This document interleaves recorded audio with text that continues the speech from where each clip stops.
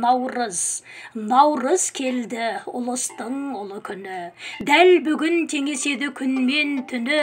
Ұмытып өкпереніш ескі дауды, құшақ жайып қарсалар бірін-бірі. Аспанның ақ көрпесі сөгіледі, күн нұры жер анаға төгіледі. Қар еріп, табиғатын тіріледі, бұл өзі бір Алланың құдіреті. Бір Алла адамзаттың шын тірегі, татулық бейбіт өмір көп тілегі. Жақсылар жер бетінде жоқ демеймін, ерекше қазағымның кең жүрегі. Басталды жаңа жылы, наурыз келді, дүрліктірі қуантып барша елді.